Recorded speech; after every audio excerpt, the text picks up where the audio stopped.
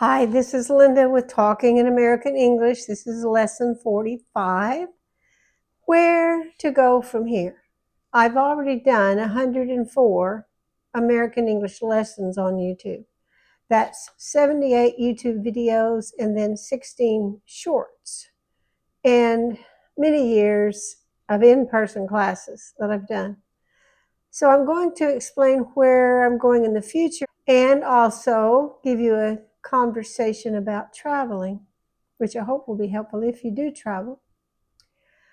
I will continue to make the one verb at a time shorts.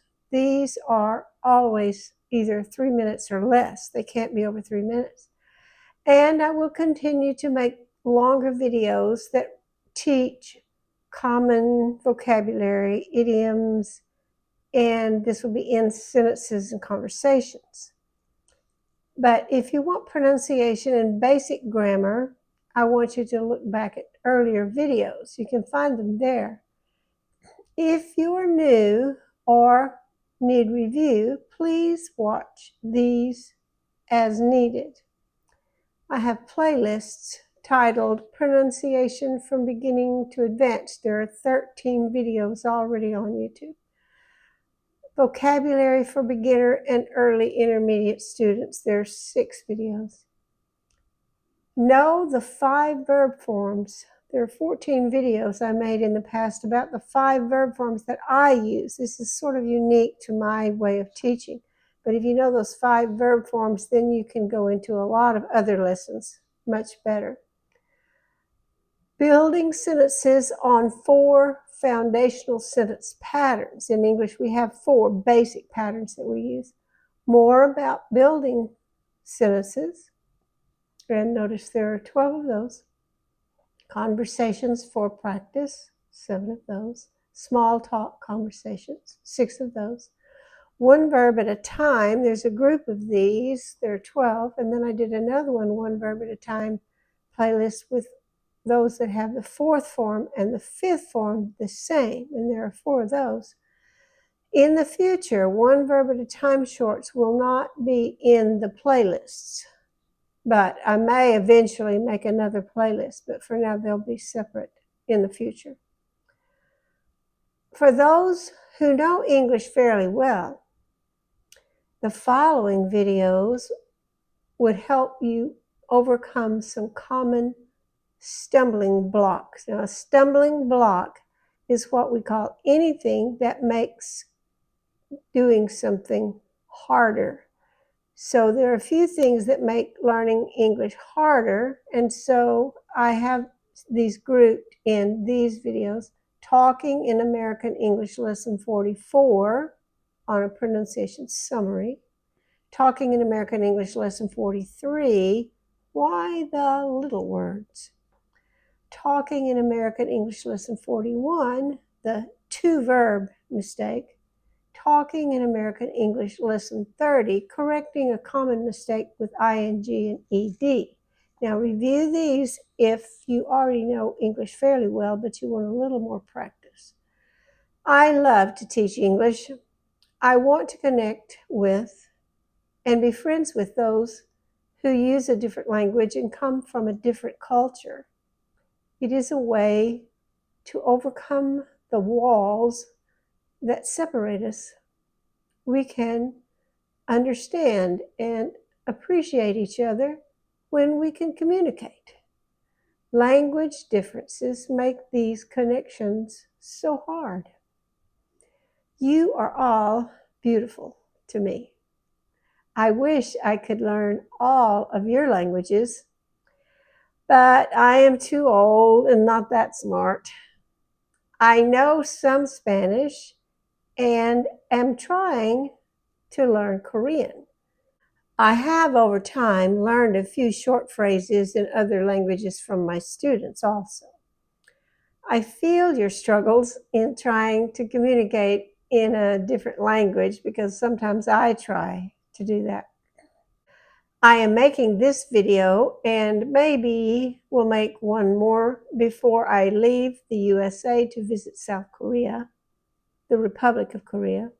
While in Korea, I will make videos and I will show how I struggle to learn and use a foreign language, just like my students do with English. And I hope it will be fun to watch.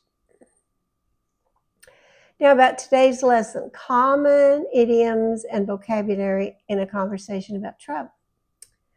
Me, I am going on vacation to Korea soon. I can hardly wait. Now, that's a way of saying, I underlined it to let you know, I'll explain it. I can hardly wait means it is very hard to wait. Sometimes we go even further and say, I can't wait. Of course, you have to wait, but we say we can't wait means we really want to do this. So my friend says, really? How exciting. How will you travel? Me. I will fly to DFW, Dallas Airport, and then take a connecting flight to Korea. Connecting flight is when you make one flight, and then to finish your trip, you connect to another flight. You switch planes, change planes, and take another flight. That's a connecting flight. The layover in Dallas is about 3 hours. I'm relieved. Means I don't have to worry. I'm relieved to have that much layover. That means the time between those two connecting flights. This in between is the layover. I'm relieved to have that much layover because if the flight to Dallas is delayed, I still should be able to make the connection. Friend, you will pass through several time zones. It means pass through is going from one to another without stopping. You're just going through. Pass through, pass through, pass through. No stopping. Yes, Korea is 14 hours ahead of Texas time. Ahead means if it's 6 a.m. here, then it's 8 p.m. there. So that difference is it's ahead of our time. Friend, how will you adjust to the time change? I will be wanting to sleep at the wrong times, so I will have to adjust my sleeping, make it change to fit, adjust to the time change. You'll have jet lag. I'm sure that's that feeling that I want to be asleep when everyone is awake, and I want to be awake when everyone else is asleep. That's jet lag. It's because you traveled in a jet to a different time zone. Me. I'll head out early in the morning one day and arrive in the afternoon the next day. Head out means to start. I'm not going, and now I'm going. I head out.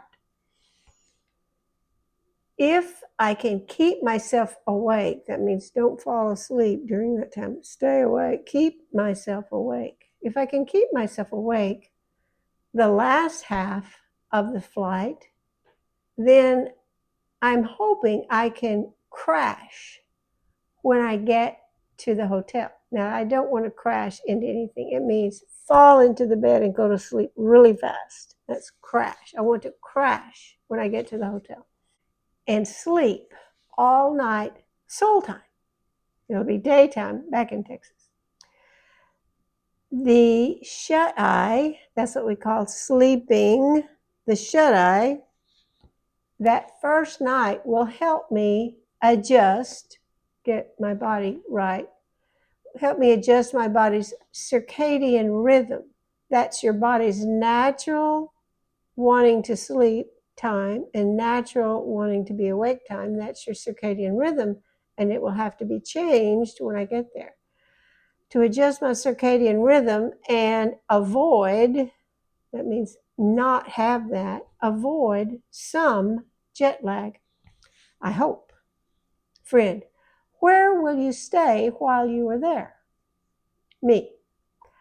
I have made a reservation, I reserved a room at a comfortable hotel located in the Gangnam neighborhood of Seoul. The hotel furnishes, that means it puts it in there as though it is part of the furniture. It belongs there. The hotel furnishes a washing machine and a small kitchen. That means I won't have to pack as much or eat out all the time. That'll be good. Friend says, what will you do while you are there? What's your itinerary? Itinerary is your schedule. You'll do this and then this and then this. If you plan it, you have an itinerary. Me, I will hang out.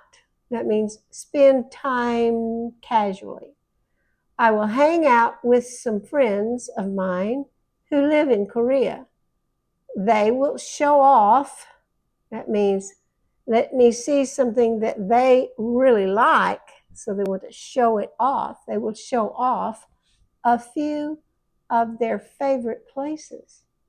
I plan on touring the modern and beautiful cities, view the gorgeous fall leaves in the countryside and majestic mountains, and stroll through. That means to walk slowly and look around. Stroll through some of the many historical sites, like the ancient palaces and temples, as well as the traditional houses called hanoks. Shopping for souvenirs in the markets, the little areas of shopping markets, will also be on my agenda. Agenda is the same thing as itinerary, what I plan to do. Of course, I will also sample, that means try, the amazing and delicious Korean cuisine. That's the normal food that Koreans eat. That is their cuisine. I may even do the DMZ tour that I hear about. Friend, will you keep up your YouTube lessons while you are gone? Keep up means continue. I will keep up. Continue. Me, of course. And I will sympathize, means I feel with them the same thing. I will sympathize with my students trying to use another language. It is a little unnerving. If my nerves are calm, I'm fine. But if I'm unnerved, then it means I'm nervous. So it will be a little unnerving to think about trying to communicate in Korean. I hope the Koreans will be patient and cut me some slack. That means don't hold me to a strict use of the language perfectly, because I won't be able to do that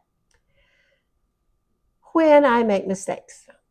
And it is important not only to speak Korean, but to respect their culture and traditions. I want to do that. I will give it my best. That means I'm going to try very, very hard. I will give it my best. Friend, sounds like a whirlwind tour. A whirlwind is like a tornado. The wind is going round and round and round. My tour will be here and here and here and here and here and here really fast, baby. I hope not too fast. So it was like a whirlwind tour when you move quickly from place to place. I hope you enjoy every minute. Me. Thanks. I'll share stories and pictures when I return. Friend, I look forward to it. I hope that helps, and I am excited about getting to share my adventure in using a foreign language, and let's see how I do in the future. It's good to talk to you again, and I'll see you next time. Bye-bye.